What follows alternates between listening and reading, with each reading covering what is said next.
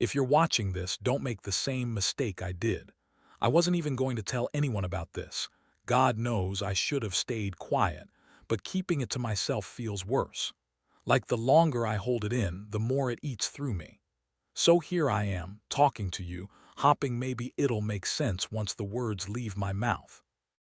It started on an ordinary night. My room was dead quiet except for the hum of my old PC fan. The glow of the monitor painted everything in that pale, bluish light, the kind that makes the walls look sick, like hospital skin. I wasn't doing anything special, just browsing, killing time, half thinking about shutting down and going to bed. And then I noticed it. A folder. I don't remember creating it. I don't even remember downloading anything that could have made it. But there it was, sitting on my desktop, staring at me with a name that didn't make sense. A mess of gibberish symbols, half-corrupted characters, and what might have been a single word buried inside it, though my brain kept skipping over it. Like my eyes didn't want to register it. You know how, when you see something strange on your screen, you assume it's just some harmless glitch? That was my first thought. Maybe I dragged something accidentally.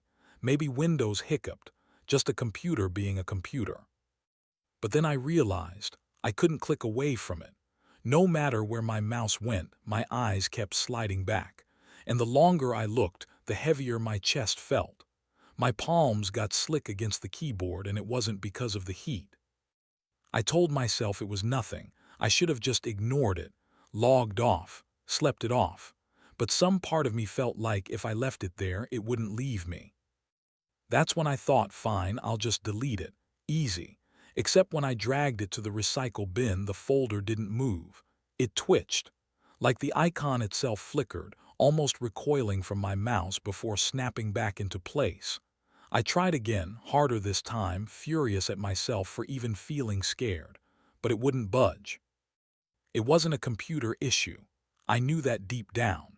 There was something about the silence in the room, the way the fan seemed louder all of a sudden, the way the monitor flickered at the edges of my vision. It felt like the folder wasn't on my desktop. It was watching me through it. By the end of this, you'll understand why I can't sleep anymore. But curiosity always wins, and that's where I made the first mistake.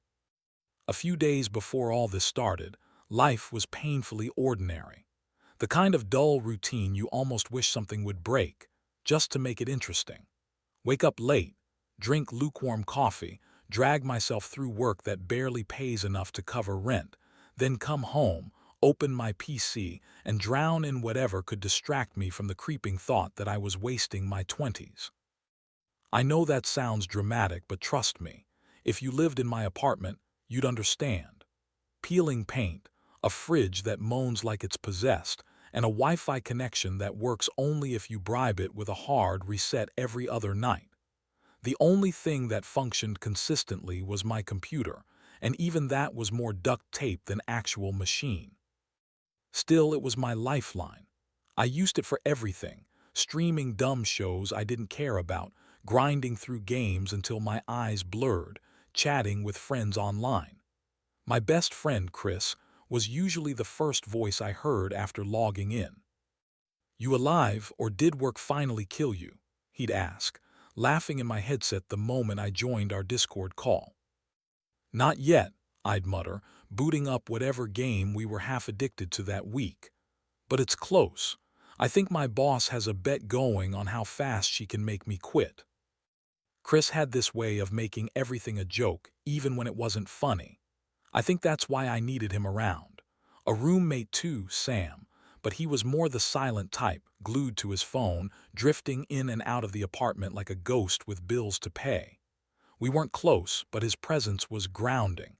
At least I wasn't alone in the building. On those nights, life almost felt normal. Chris roasting me through the mic, Sam muttering about late shifts, me pretending the glow of the monitor was enough to keep the world from closing in. Nothing extraordinary, nothing sinister. Just the digital lullaby of keyboards, Discord notifications, and the occasional jump scare when my Wi-Fi crashed mid-game. Looking back, I think that's why it blindsided me so hard. Horror doesn't walk in through the front door wearing a mask. It slips in quietly, disguised as another night you won't remember in a week. I should have listened when Chris said, "Don't click random files, man. That's how you end up with spyware or worse." He was joking, obviously. I laughed it off, told him I wasn't stupid enough to download shady crap. But those words, they clawed their way back later, and I wish to God I'd taken them seriously. Because normal life didn't last. That night, after another round of losing spectacularly to 12-year-olds online, I shut down my PC. Or at least I thought I did. The screen went black, but the fan kept spinning, a faint whine filling the silence. I shrugged it off, probably some dumb Windows update. I crawled into bed, the glow of the monitor still faintly bleeding through the room even though it should have been off. And then, just as I started to drift, I heard the unmistakable click of the startup chime. My PC had restarted itself. And that's when I noticed it. When my PC restarted itself, I sat up in bed, rubbing my eyes and cursing under my breath. It wasn't the first time my computer had pulled some glitchy nonsense, but usually it waited until I was in the middle of something important. This time, it chose to wake itself up like a restless animal, humming in the dark while I stared at it from across the room. At first, I thought maybe I'd left a game running or some auto-update kicked in. But when the monitor flickered back to life, the desktop looked wrong. Not broken, just wrong. Like someone had rearranged my icons slightly, nudged them out of place by a few pixels, enough that I noticed without knowing exactly why. That's when I saw it. The folder. It was sitting dead center on my desktop, as if it had been dropped there by invisible hands. The name made no sense, half gibberish, half symbols. Little corrupted squares, slashes, and what might have been letters if you squinted long enough. At first glance, it looked like nonsense. But the longer I stared, the more it felt like a word. A word I almost understood, but my brain refused to say out loud. I laughed nervously, trying to shake it off. Probably just a bad update glitch. A leftover file from God knows what. Easy fix. I moved my mouse over, dragged it to the recycle bin, and hit delete. It didn't move. The icon flickered, just once like static crawling across a TV screen before it snapped back into place. Still there. I tried again, drag, drop, delete. Nothing. I mashed the keyboard, spammed commands.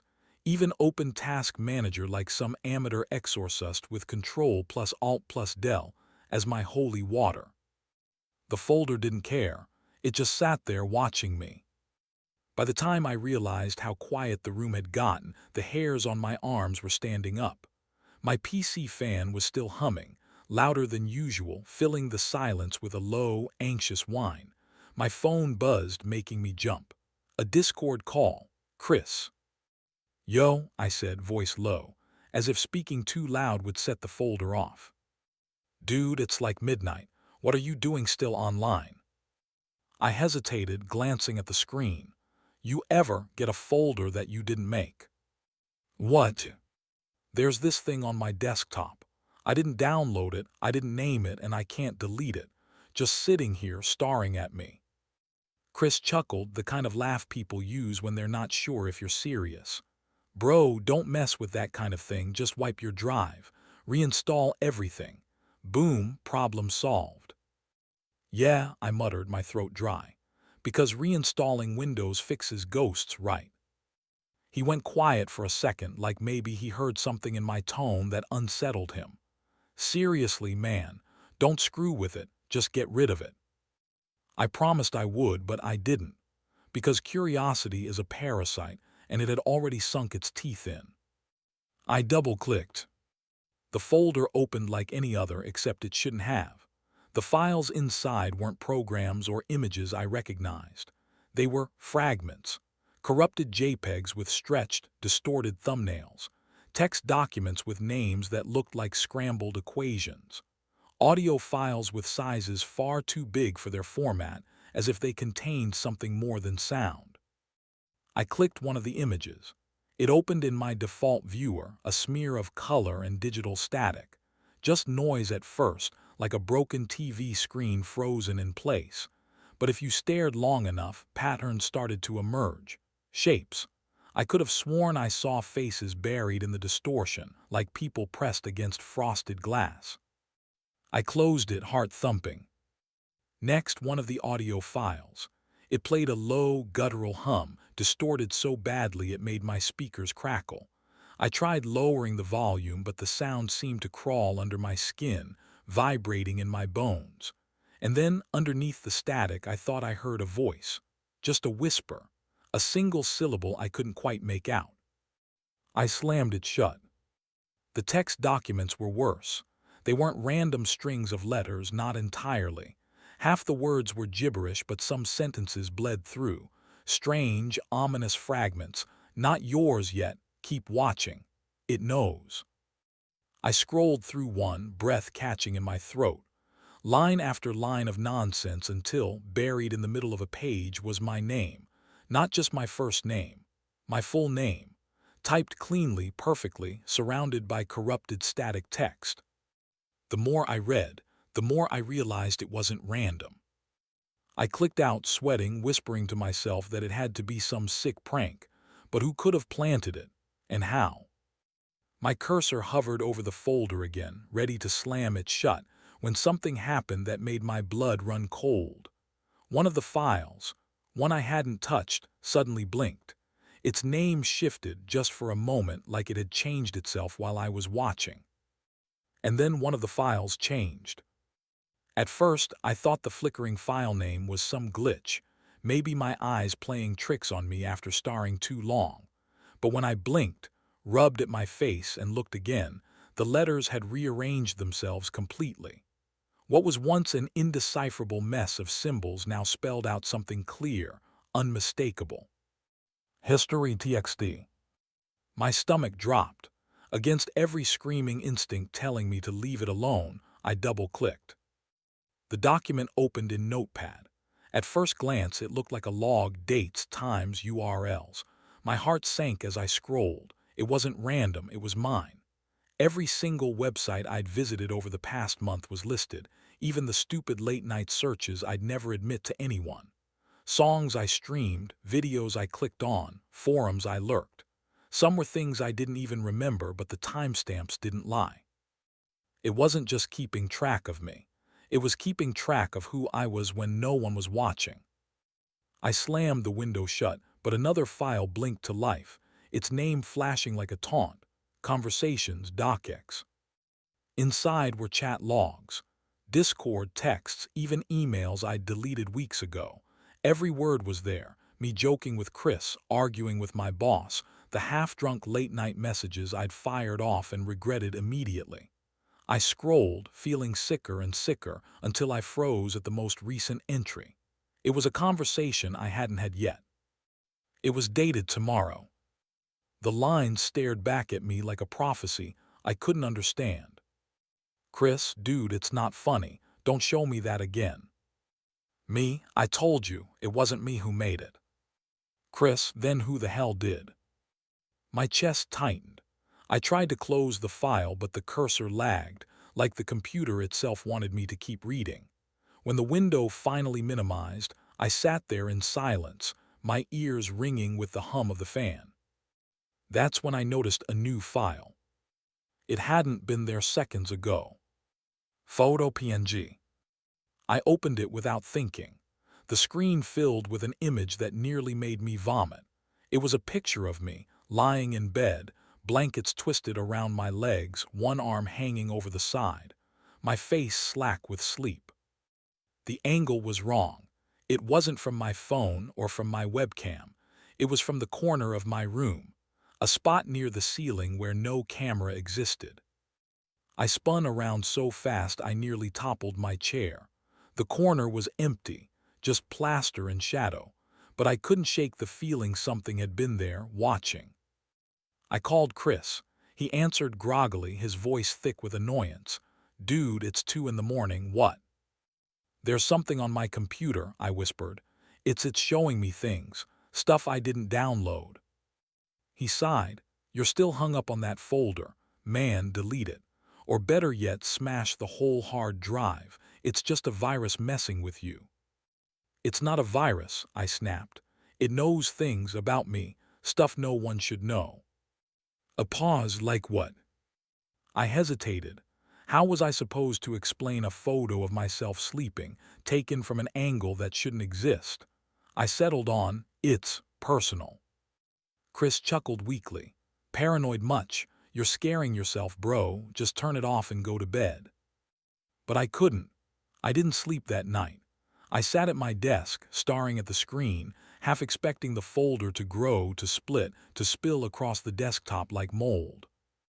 The next day, Chris didn't log into Discord. No texts, no answer to my calls, nothing. I tried convincing myself it was just life. People get busy. People ignore their phones. But the timing, it was too perfect. He dismissed me, told me not to mess with it, and now he was gone. I opened the folder again, heart hammering. Another new file blinked into existence, as if it had been waiting for me. Choice docx. I clicked it, hands trembling. The document was short, just 2 sentences. You don't understand yet. The folder doesn't just record you, it decides for you. I shoved away from the desk, the chair clattering to the floor. My apartment felt smaller, suffocating, the walls pressing closer with every breath. I wanted to run, but where? It wasn't just on my computer anymore. It was in me, curling around my decisions like a hand guiding a puppet. And the worst part, I could feel it smiling. I shut down the PC, but the fan kept whirring, louder, higher pitched, until it almost sounded like laughter. That was the night the files started talking back. I thought I'd hit rock bottom the night the folder showed me that photo of myself sleeping. I thought that was as deep as it could go, digital invasion bleeding into the real world, my privacy gutted, my sanity cracking. I was wrong. The next night I sat in front of the screen again, hollow-eyed from no sleep, the glow of the monitor carving shadows into my face. My fingers hovered over the mouse, but I didn't click anything. I didn't have to. The folder opened on its own. No double-click, no keystroke. It just unfolded like a mouth opening. Inside was a new file, talk.txt. It pulsed faintly, the file name flickering in and out like a dying neon sign. My stomach twisted, but I clicked it anyway. At first it was blank, just an empty notepad window. I stared at it, waiting for something to happen. Then, one by one, letters began appearing, as if someone were typing on the other end of a keyboard I couldn't see. Hello. My breath caught in my throat. I typed back, hands shaking, who is this?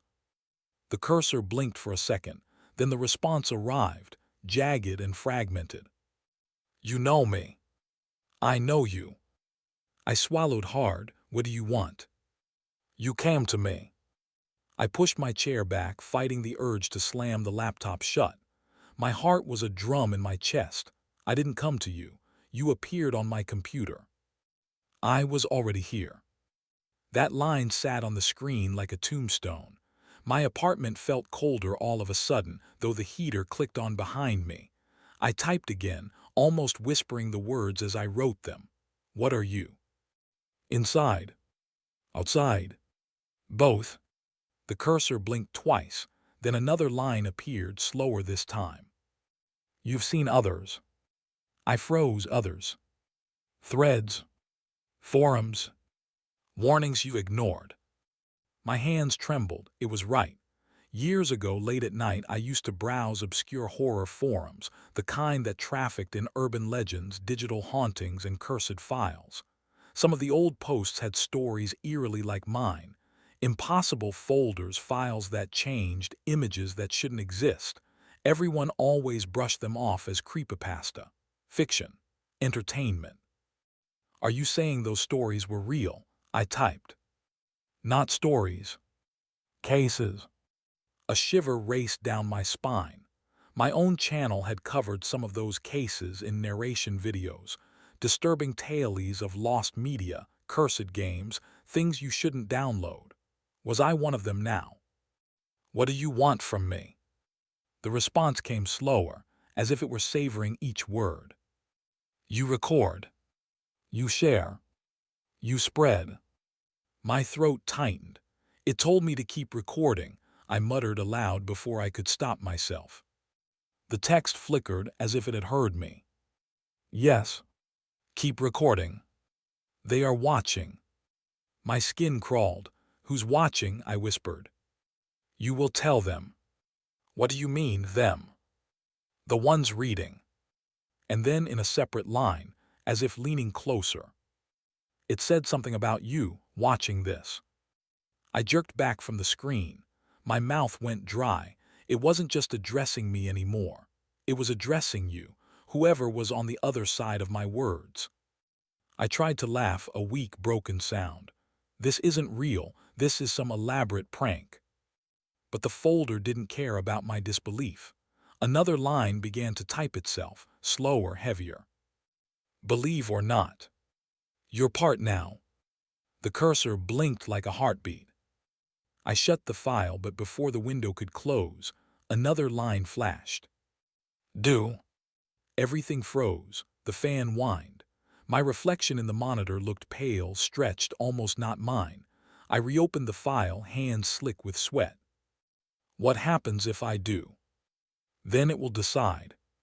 I slammed the laptop shut, but the glow still bled out from the seams, faint and blue like a pulse. The heater clicked off. The room felt dead. I picked up my phone with trembling fingers and searched for anything, any mention of a folder like mine. Old forums, abandoned threads, screenshots archived by people long gone. I found fragments, posts deleted mid-sentence, usernames deactivated, warnings half-written. One screenshot from 2013 chilled me the most. It showed a desktop eerily like mine, the same corrupted icon dead center. The caption read, "If you see this, don't open it, don't share it." It doesn't just copy itself, it copies you. I stared at the screen, the words blurring. I thought of Chris, of his silence, of that tomorrow chat log predicting a conversation we hadn't had yet. I opened the folder again. A new file had appeared, Future DocX. I didn't click it, not yet, but the file name pulsed, insistent like a heartbeat. I typed back into talk, TXT, fingers shaking. Why me? Why not? How many others? Enough. What happens now? The cursor blinked for a long time. Then one line appeared, deliberate and final. Then it started sending you files you haven't opened yet. The folder closed itself. My screen went black. Then it started sending me files I hadn't even opened yet. I used to think paranoia was just another word for paying attention. Now I know it's a survival instinct. The first time reality glitched, it was subtle enough to brush off. I'd left a coffee mug on my desk before going to bed. When I woke up, it was on the kitchen counter, empty, perfectly washed. No one else was in the apartment. My roommate had been gone all week. I told myself I'd done it without remembering. Sleepwalking, stress, anything but the truth. But the second time there was no excuse. I keep a photo of my mom on my bookshelf, her arms around me on the day I graduated high school. That morning, as I shuffled past the bookshelf, rubbing sleep from my eyes, the frame caught my attention. My mom's arms were still around me, but my own face had changed. It was me, but older, gaunt, hair longer, eyes sunken. It looked like me right now. I blinked, leaned closer, and in that instant the photo flickered back to normal. I nearly dropped it. I sat down at my desk, trembling, and opened my laptop. The folder was already open. A new file, today, PNG. It was a screen cap of my inbox, except the emails were from the future. One from my boss canceling a meeting that hadn't been canceled yet. Another from my bank about a transaction I hadn't made. I stared at the timestamps. All of them were dated tomorrow. I tried to delete the file. Right-click, delete. This file cannot be moved to the recycle bin. Shift plus delete. Access denied. I yanked the power cord out, but the laptop stayed on for a full 5 seconds, humming like a living thing before finally going dark. That night I noticed the webcam light on. Just a tiny green glow, steady as a heartbeat. My skin crawled. I shut the laptop and threw a blanket over it, but when I woke up hours later, the blanket was on the floor and the light was still on. Chris would have laughed at me. "Dude, it's just spyware," he'd say. But Chris hadn't answered my texts in days. His Discord icon stayed gray, his last message stuck on BRB. I opened Talk TXT. No greeting this time, just a single word. "Closer." I typed back, "What are you? An AI experiment, government surveillance, some kind of curse?" The cursor blinked again. "Not AI. Not government. Not curse." I swallowed, then what? No answer. I closed the file and went to YouTube, trying to distract myself with old comfort channels. Cat videos, game reviews, something normal. But the recommended feed was wrong. All the thumbnails were distorted, familiar faces stretched into static, titles garbled into unreadable symbols. One video had no title at all. Its thumbnail was a blurred still of my apartment. I clicked it before I could stop myself. It was security footage.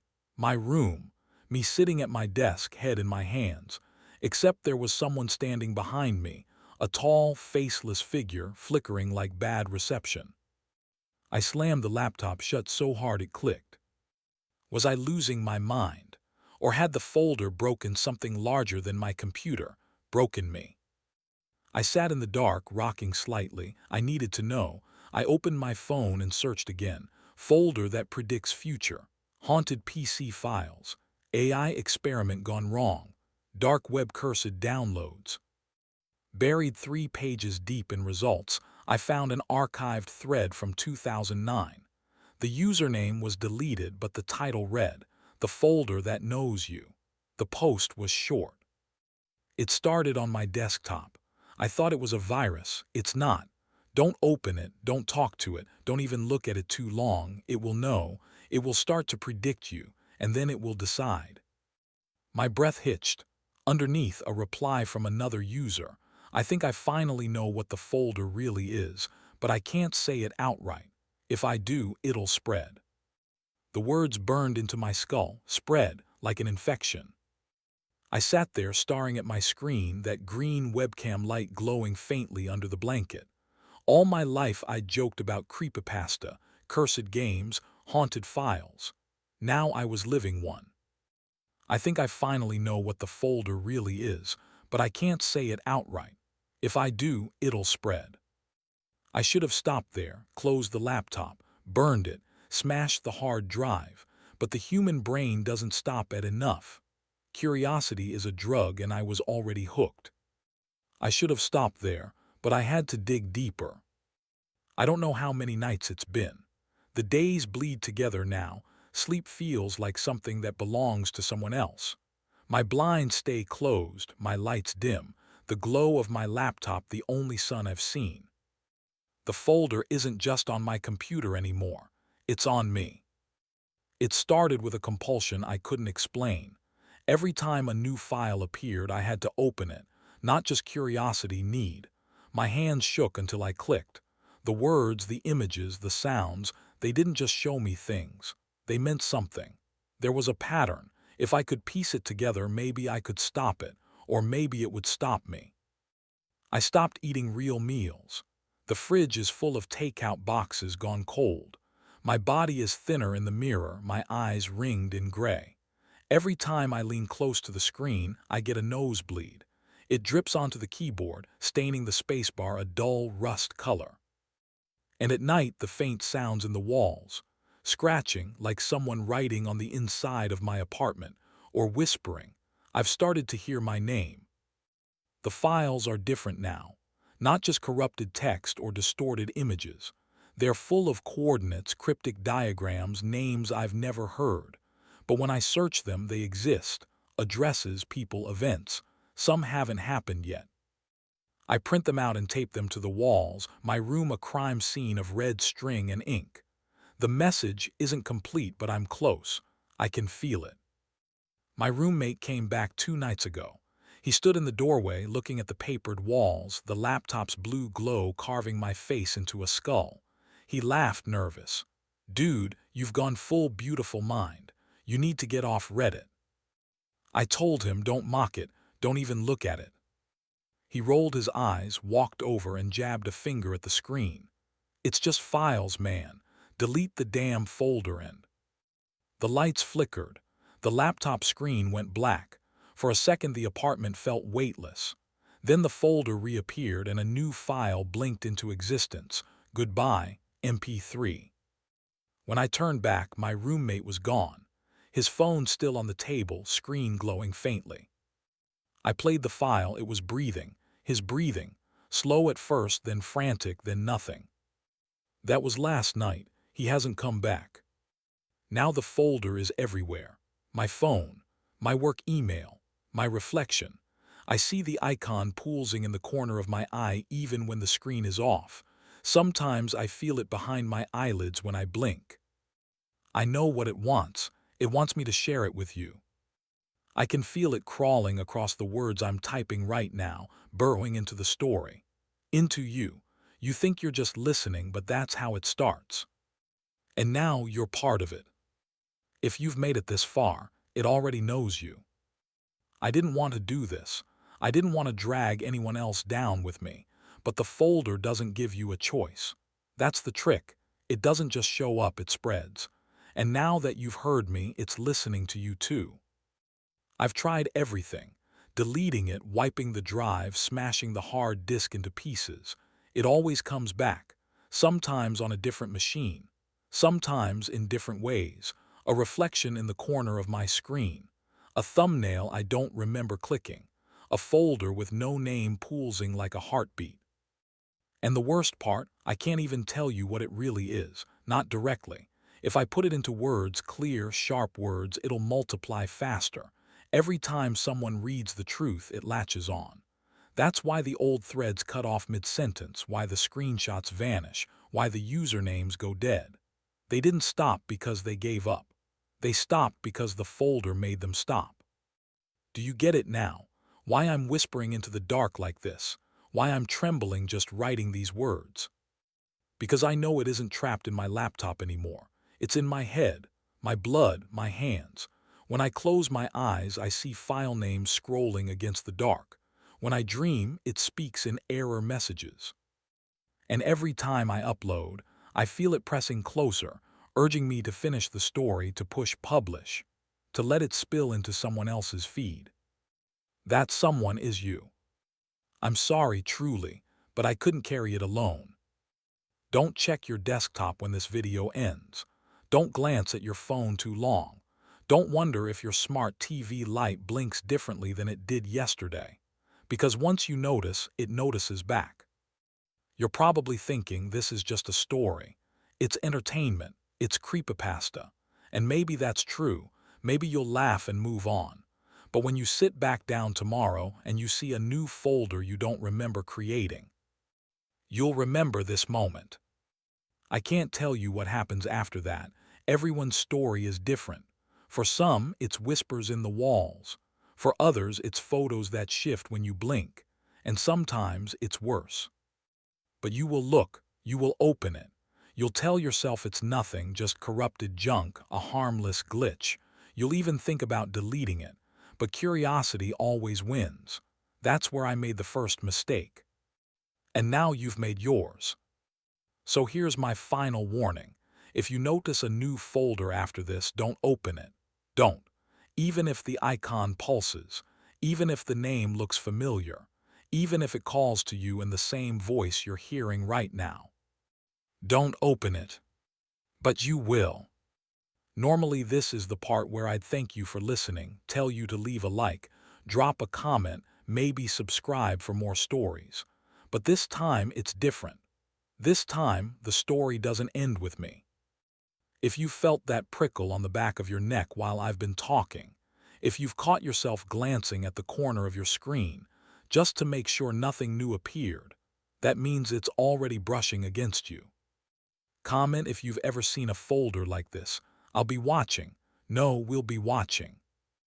And don't bother asking how to get rid of it. You can't. You can only pass it on. That's the part no one tells you. That's why those old threads cut off, why the screenshots go missing. Everyone thinks they're the last one to carry it. They're not. Maybe your story is next. Maybe you'll be the one whispering into the dark, warning strangers on the in. Turn it not to click something they'll click anyway. Because curiosity isn't just human, it's the bait. If you notice something tonight, don't panic. If the webcam light flickers on, if a file appears where it shouldn't, if your photos shift when you blink, don't scream. That only makes it stronger. And if you think you're safe because you're listening on your phone, or in your car, or through your headphones, you're not. The folder doesn't care about screens. It cares about eyes. So when this ends, take one last look at your desktop. Just one. I dare you. Static creeps into the voice, words breaking, stuttering. I can already hear it behind me. I shouldn't have said this much. I shouldn't have. Sharp glitch crackles. Check your files.